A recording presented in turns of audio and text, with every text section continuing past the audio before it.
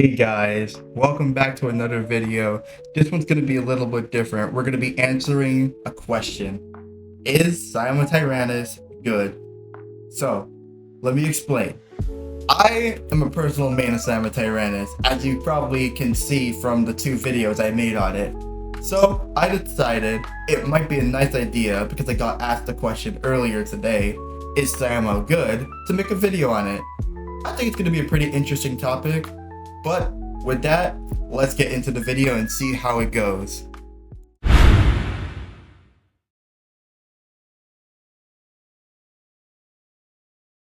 Alright, quickly going over stats.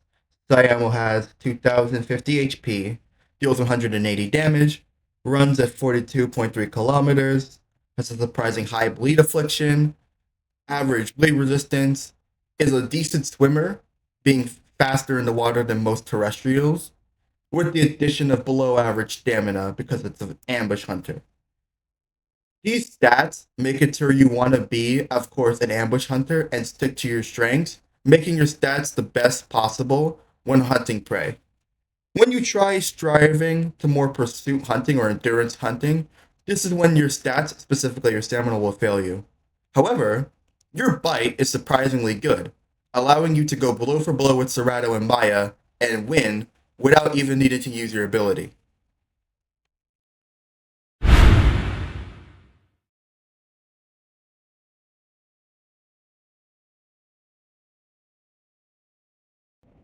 Alright, moving into the main business end, being its ability, it is a very straightforward and simple choke slam where you have to bite the head of an opponent, triggering a WASD minigame.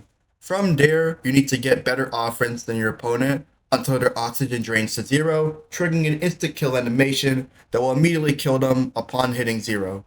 However, if they hit 50 instead and their defense is better, they will immediately escape and can either counterattack or just run away. Your stamina will also be severely punished during this time, and you will almost have no stamina to run or fight if you fail the minigame. There are also a few requirements that need to be met, specifically the 30% bigger or smaller range, allowing you to grab stuff like Dialo, but also grab Mirror Gaia at the same time, along with being over 66% stamina to even get a choke. Upon release, Siamo didn't have this specific requirement, but now it makes it only a little bit harder to get initial chokes, as if prey tries escaping and you have to run and catch them, you may very well not be able to choke them by the time you catch up. These requirements, along with the penalties for losing stamina, whether you win or lose the minigame, can make Siamo a little bit overwhelming to play, as it's very driven to win a certain minigame, and if you lose, you're punished with usually death. One thing to keep in note, though, for Siamo is that the choke isn't always required to win. It's usually only for the bigger creatures like a Chelosaurus and Miragaia, which we will talk about much later in the video. Just note that the choke isn't always a win, and sometimes just using plain bites might be better than sacrificing all your stamina on winning or losing a choke.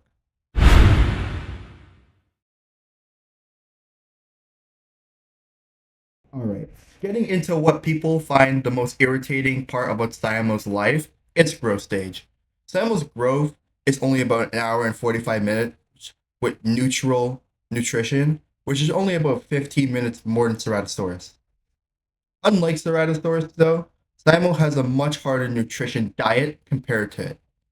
While Cerato can always fall back on small prey like Pachycephalosaurus and Gallimimus, Siamo is specifically hard-locked to the larger game, such as Beishan, other Siamos, Mayas, Achellosaurus, and Miragaia, being the bulk of its diet and the only things on its actual diet plan.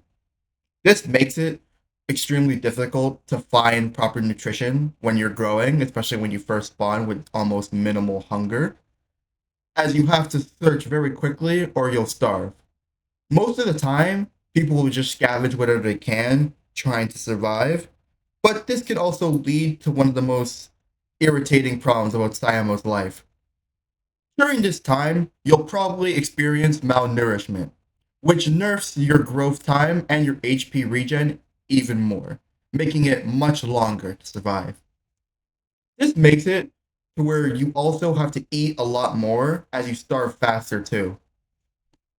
So you're on the look for food almost constantly, trying to find any source of nutrition while also trying to eat anything at the same time.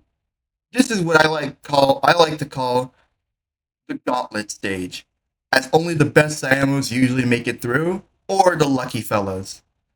Another reason people die a lot during this phase is just because of the pure starvation themselves, but it's also them trying to take risks, venturing into more populated areas in search of food, only to be eaten by other predators. This is why Siamese growth is very repetitive, boring, and some people find it almost impossible. While I can agree on a lot of these things, it's not impossible. One thing to note, when you're small, specifically during the 0 to 30% stage of growth, you have infinite stamina, and you can very much swim for almost forever. This makes it to where the water is somewhat of a safe spot, a hideaway. As long as semi-aquatics like Concavenator aren't around to attack you, you can use it to escape more irritating, faster land threats like Deinonychus. Oh, sorry, not Deinonychus. I'm thinking of a different game. Achillibator and Dilo. One other thing Siamos of all kinds, all sizes, will face is cannibalism. Siamos, of course, can eat each other as a form of extra nutrition, which makes it to where fights between Siamos will always end in death, and will always be eaten immediately after. This makes it to where it's hard to trust other people when playing Siamo, as you might be viewed as another prey item on their list. This is why many people die, not even because of other predators, but other larger Siamos finding them, chasing them down, and eating them before they can get even feasibly big enough to defend themselves or use the water. Usually, this happens when you're in the 40 to 60% range, where you're actually visible and noticeable as a potential meal, but also too weak and small to escape the larger Siamos that might just want to eat you for the sheer fun of it. Note, this doesn't mean you shouldn't group, as having an adult Siamo with you that's feeding you proper sustenance or just helping you survive can also be a very good benefit in the long run when you're playing this game. I'm just saying that cannibalism is a very occurring thing, I guess you could say, and it's something to always keep in mind when trying to group up with other Siamos.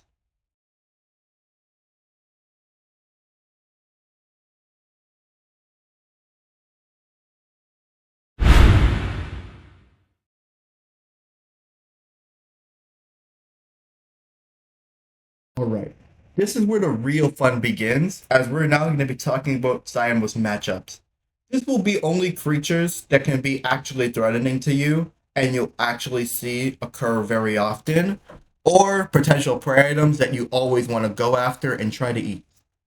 Note, we're not going to be adding stuff like Fabrosaurus and Microraptor onto this list, just because they're only a threat for like literally 2% of your growth time. All right. Starting with the smallest thing on this list, we have a Kilobator. These guys are the best bleeders in the game, aside from Dilophosaurus, and surprisingly, one of your biggest threats, aside from some of the other creatures you'll see on this list. A Kilobator's in packs, using their pounce, which makes them completely invulnerable when they're doing it, along with rocks and other areas, high up areas, to gain stamina after the initial attack, can bleed you out in almost no time. Note there can be about 6 kilobators in the pack in public servers, plus whatever baby or stragglers decided to tag along that aren't even in the pack.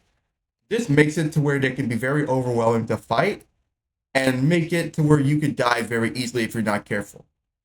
Using water is a very good option against the killibators if you can find any spot where you can stand while they have to swim through, as swimming literally cancels their pounce entirely, and a killibators usually won't stay on you even if you go into the water, as they know they might die as soon as they have to let go. Something else to say though is that you are on a killibator's diet, So be very careful when walking by even a singular one, as it might prove to be a scout for an entire full pack of them. So always be on edge when you see an Achillibator, as you never know what might be coming. Alright, following the bleeding trend on this list, we got Dilophosaurus next. An even more potent bleeder in the right circumstances. Dilo, using its sniff ability, can multiply the amount of bleed it can do to you by 2 times with its already high bleed affliction. This makes it to where if you're sprinting or using any form of higher movement, you can actively see your blood dropping as you fight them. Staying still and training your head towards them is your best bet on fighting them, as Dilos are still rather fragile, only being a little bit bigger than a Killibator, only needing a few more bites to kill. So they won't go in unless they know they have a safe opening to deal more bleed to you. Using water also helps, but you don't need to as much, as rushing them down is still a valid option. Compared to other small tiers, they're pretty slow actually. So rushing them down if they get too cocky is always a valid option. Guys also only work in trios as their max pack size, so finding a more higher up area to make sort of a bottleneck to where they have to either get bit or just not fight at all can oftentimes deter them from attacking you in general. Just try to keep an eye off, as they do have an ability to camouflage, and it is rather broken if you're not paying attention to your surroundings. However, if you keep track of their eyes even when they're phasing in and out of it, you can easily catch them off guard and kill them. Note you can also choke them, which is also a pretty valid option if you ever needed to. I wouldn't do it, as it could limit your stamina entirely and make you have to stand still when you could be more offensive. So only do it if you know you got the chance and you know you might be able to kill them right there and then. Moving into the medium tiers, the first up is Beishen Lung. Beishen serves as the speedy turkey that rams into anything it sees, but it won't usually do it against you. While their rams can inflict decent fractures, body and legs usually, they won't do it often, knowing that you do too much damage, and they will usually die in the process of trying to kill you. Patients also have very low HP, only having about half of yours, so they won't usually go after you unless they know you're a little bit smaller or a little bit weaker. One thing to say though is that they have very low stamina pools, just like you. So if they ever get too confident, run out of stamina, rushing them down and tanking their pecking attacks will easily kill them in no time. Trying to choke a patient is a lot harder though, as their neck, much like another creature we'll talk about later, is very elevated, making it difficult to get the choking hitbox off and kill them. Their choke isn't too bad depending on the player, and you won't have many problems. It's just a matter of catching them before they run across the map and you'll never see them again. Next in our bag of tricks, we got Concavinator. These guys rely on their tail to do stress to eventually vomit, knock out, and eat their prey alive. This usually only works on larger bodied creatures, but doesn't work for Siamo Tyrannus. Siamo is too fast and does too much damage and will eat most of their tail whips, even if they're blinded, and can kill Concav before they can even get a vomit off. If you catch one inland, don't be afraid to try chasing it down, however, as they're only a slight bit faster than you, but they do have a fair bit more stamina. Getting a clean ambush and killing them before they hit the water is a very valid strategy, especially if they're far inland. You can even dive in after them if they try escaping to water too easily. Moving on, we got our first real challenge for Siamotyrannus being Ceratosaurus. Ceratosaurus is your biggest form of competition in the game currently, with the addition of having a more versatile ability to boot. While your ability only works in a certain size range, Ceratosaurus' ability helps it pull down larger prey, but also grab and immobilize small prey, with an addition of having a super powerful crunching ability, which immediately fractures your body or legs, with the addition of also dealing about a quarter of your HP in a single bite.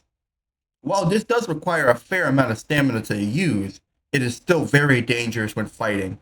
Ceratos are your biggest threat, and when they ruin packs of three like they normally do, you would be best if you try avoiding them at all costs. While you are technically faster than Ceratos, their stamina pool is significantly better, and they might be able to outstam you and chase you down, even if you try outrunning them. Using water isn't the best strategy against Cerato either, as while you have below average stamina, their stamina is average, and you would lose too much energy to escape when they eventually catch up by swimming after you. While you are faster in the water, you can't do it in the long term, so it's better to fight, using the maximum group limit you have being in a pair. Pairs of Siamos can very easily take on Serato trios and win, as happened before with me, where I killed one, my partner killed one, he died, and I finished the final Serato. This does not mean, however, that it's a guaranteed victory, as if a Serato is very good with its ability set, it can easily stun lock you and crunch you to the floor without you having any real chance to fight back or escape. Following Serato, we probably have the most iconic prey item and herbivore in the game currently, the zebra-striped Maiasaura. Maiasaura serves as a very good prey item to hunt, as it's in your size range. You can kill it without even needing your ability sometimes, and you are very similar in terms of speed. This makes it to where you can easily cut off Maya's escape or ambush them quickly with chokes if they're not paying attention to the surroundings. However, this doesn't mean that the Hadrosaur is completely weak or passive. Mayas have the ability to kick with force, allowing them to easily fracture you in all sort of ways, especially the head, without you really being able to do anything as you try going for chokes or bites. Sometimes it's better to just go for straight bites with these guys, as risking a choke might also risk you getting knocked to the floor by their devious body slams and stomped in the head, which could easily cause fractures. Before finishing the last two matchups on this list, I must say that the two herbivores I'm going to talk about are N tier hunts for any Siamo. Before trying to hunt these guys, you want to have a proper plan and figure out how to use the mini game along with general bites and using your agility compared to them, as you are usually faster, to figure out a way to kill them without taking the least amount of damage possible. First up, we have a Chellosaurus, which combines the brute force of a ceratopsian with the defensive capabilities of a porcupine. A Chellosaurus's quills do damage to whoever is touching it during that contact, with the addition of enhanced reflective damage if you try attacking while their quills are up. They also do a little bit of bleed. Unlike most other creatures, you cannot choke a Chellosaurus from the front of the head. You have to aim for the neck, behind the frill, in that sort of region to ever get a choke. If you fail to choke, you will most likely be ran down because the Chellosaurus players tend to be a bit more aggressive. And if that doesn't suit, you will also have the penalty of failing the mini game and will be killed because of their surprising amounts of endurance. Ankylosaurus's charge also has the slight chance to do fractures, specifically body and leg, preventing and limiting your movement significantly. There is one good thing about fighting a cellist though, as they are still rather slow, and if you and your partner are skilled, you can kill them with just bites and not even need to use a choke. This doesn't mean go for bites all the time, as sometimes it's better to land a quick choke to secure a kill. Finally, last but not least on this list, we have Miragaya, which has a lot of things to talk about surprisingly. Miragaya, unlike a Chellosaurus, is emulated off a sea urchin, if I recall correctly, which means they play to a very defensive form of attack. Their Dagomizer has very good range and can be used as a sort of spacing tool to prevent you from getting in close and also dealing damage at a distance. Many Miragaya try going for the strategy of pointing their tails towards your head so you can't get a choke off while doing damage and preventing you from getting a kill. This doesn't always work, and usually If you can get them to move in a certain direction and fake it out, you can still land the choke. But failing the choke might not be as dramatic as it might seem. Some mirror guys try staying purely defense and won't try rushing you down, while others may do it for the sheer thrill factor. One way to counter this method of play is to simply have another Siamo in your group so you can cover both angles, and even if the mirror tries using some other tactics, you can usually eat a Dagomizer or two to try getting it in a position to where you can land a choke slam. Okay, finally, we made it to the end of the video. So, is Siamo good? Well, no. But also, it's not bad either. So, Siamo is held back by its ability, relying on you to win through minigame. If someone's better, you will lose. If you're better, you will win. This shows to be very inconsistent in gameplay. This is why Siamo is usually labeled as inconsistent rather than good or bad. And that's the statement I want people to take away when they think of playing Siamo. Siamo can be good, but it can always be bad too. It all depends on your consistency with the minigame. On the plus side, thanks for watching my video to the end, as I had a lot of fun making it, but at the same time, I didn't expect my voice to be so scratchy. If there's one thing I would take away, is that I need to really find a way to enhance my voice to make it a little bit more appealing to listen to, as when I listen to it through a mic, I find that it's very scratchy and a little irritating. If you guys see this, or hear this, I should say, please comment so I know for next time. But also, speaking of which, don't forget to like and subscribe and comment new ideas or new things you want to see. Don't worry, I will be posting more of my normal content with realisms from Inmatos, but I just wanted to try something else, something a little bit more new and interesting to see how people felt about it. If you guys liked it, please do smash the like button, and I'll see you in the next time. Bye bye.